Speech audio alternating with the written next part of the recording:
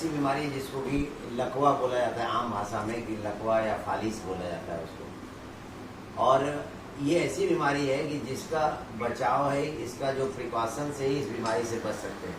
क्योंकि एक बार अगर स्ट्रोक हो गया किसी को, तो फिर उसके साथ पूरी ज़िंदगी में एक आदमी वो बीमार तो पड़ता है, उसके साथ साथ दूसरा आदमी भी उससे ग्रसित हो सकता है।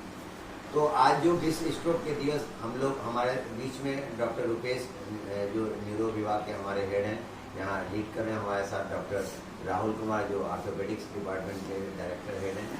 तो ये दोनों हमारे डॉक्टर मौजूद हैं और आज हम लोग ये इसमें जागरूकता के लिए ये बताने आए हैं कि विश्व स्ट्रोक दिवस के दिन डॉक्टर रुपेश आपको आप बाकी ब्रीफ करेंगे कि क्या इम्पोर्टेंस होती है, और स्ट्रोक से अगर मरीज ग्रसित हो जाता है तो कितना दिक्कतें होती हैं। कई मरीजों को, अभी एक स्ट्रोक का पेशेंट को डॉक्टर रुपेश ने ऑपरेट भी किया था, उस पेशेंट को बहुत उसका स्ट्रोक हो गया। तो ये जो बीमारियां बच सकते हैं आप, जिनकी बीमारियों को आप अपने इलाज से प्रिवेंशन इज बेटर देन बोल सकते हैं कि हम अगर इसको बचा ले गए तो ज़्यादा अच्छा है एज कम्पेयर टू उसको क्योर करना। क्योंकि अगर किसी को हो जाता है तो उसका आउटकम या उसका ट्रीटमेंट उतना ज़्यादा बेटर नहीं है। क्योंकि न्यूरॉन्स, हमारे जो ब्रेन की दिक्कत ये है कि अगर एक बार डैमेज हो गया तो परमानेंट डैमेज होता है। तो हमें चाहिए कि हम इसको प्रिवेंट कर सकें।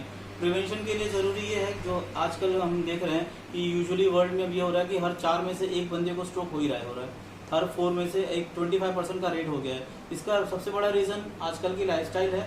लाइफस्टाइल जैसे लोग रह रहे हैं, खाना पीना जैसे जंक फूड खा रहे हैं, बर्गर पिज़्ज़ा, ये सब चीज़ें खाने पीने की दिक्कत है। सीडेंट्री लाइफस्टाइल है, कोई फिजिकल वर्क नहीं रह गया। एक जनरेशन पीछे ही आप जाएंगे तो देखेंगे कि जितने हमारे पूर्वज थे, यानी हमारे दादा वाला या हमारे पिताजी के उम्र के देख लेंगे, वो लोग फिजिकल इतना काम करते थे, खेती में इतना काम करते थे कि उनको ये सब चीज़ों की दिक्कत ही नहीं थी कि मोटापा हो रहा है, कि ये हो रहा है, कि कोलेस्ट्रॉल बढ़ रहा है। और आज के दिन में ये है कि हमारी लाइफस्टाइल ऐसी चेंज हो चुकी है कि हम इतनी सीडेंट्री लाइफस्टाइल जीते हैं कि हम उसको मेंटेन करने के लिए हमें जिम लगाना पड़ता है, कि हम इतने ज़्यादा आराम तल भी हो चुके हैं।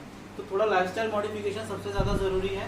और अगर किसी को स्ट्रोक हो जाता है तो पहले तो प्रिकॉशन ये लेना, जैसे आप 2-3 चीज़ें रिस्क फैक्टर होती है, ब्लड प्रेशर होना, शुगर होना, कोलेस्ट्रॉल बढ़ना, ये सारी चीज़ों पे आपको कंट्रोल करना ज़रूरी है, जिसके लिए हमारे यहाँ पे डॉक्टर संजय ऑलरेडी अवेलेबल हैं, वो सारी चीज़ें अच्छे से मैनेज कर ही रहे हैं। इसके अलावा बहुत सारे मरीज होता है, क्योंकि किसी को अगर आप लाइफस्टाइल मॉडिफाई करने के लिए कहेंगे बहुत ही टफ काम होता है, इजीली कोई नहीं कर पाता।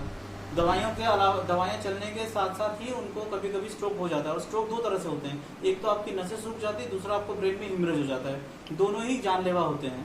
जो नसें सूखती हैं उसमें तो ये होता है कि आपका 3-4 दिन आपका मरीज खराब होना शुरू होता है, जिसके ऑपरेशन करने की जरूरत पड़ती है उसमें, कि आप मरीज की जान बचा सकें। और जो ब्रेन हिमरेज होता है वो तो ऐसा होता है कि तुरंत ऑपरेशन में हो जाए तो ही मरीज बच सकता है। और ये जो पेशेंट होते हैं स्ट्रोक के, बहुत ही जटिल पेशेंट होते हैं, ये नॉर्मल पेशेंट नहीं होते हैं।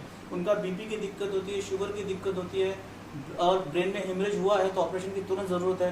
तो इन सब चीज़ों को मैनेज करने के लिए एक मल्टी स्पेशलिटी हॉस्पिटल और एक बढ़िया टीम होनी ज़रूरी है, जो कि यहाँ पे ऑलरेडी अवेलेबल है। हमारे पास अगर बीपी की या शुगर की दिक्कत है, हमारे पास संजय सर ऑलरेडी है, हमेशा अवेलेबल है। हमारे पास एनेस्थेटिस्ट हमेशा अवेलेबल रहते, 24 आवर राउंड द क्लॉक। तो हम कोई भी सर्जरी कभी भी कर सकते हैं, एनी टाइम कर सकते हैं। जो रेट, मतलब जो रिकवरी का रेट है वो बहुत ज़्यादा इंप्रूव हो जाता है। तो बेसिकली आपको, हमारी तो सबसे कोशिश यही रहती है कि लोगों को ये दिक्कतें हो ही ना।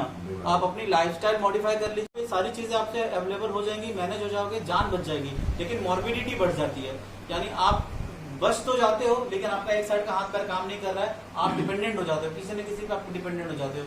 और खास करके अगर वो घर का मुखिया हो तो वो घर पूरा डिपेंडेंट हो जाता है। तो यही कहना चाहेंगे कि आप लाइफस्टाइल मॉडिफाई कीजिए, अपना बीपी शुगर जो है सबको कंट्रोल रखना चाहिए, और ज़्यादा से ज़्यादा फिजिकल वर्क पे थोड़ा ध्यान दीजिए। स्ट्रेस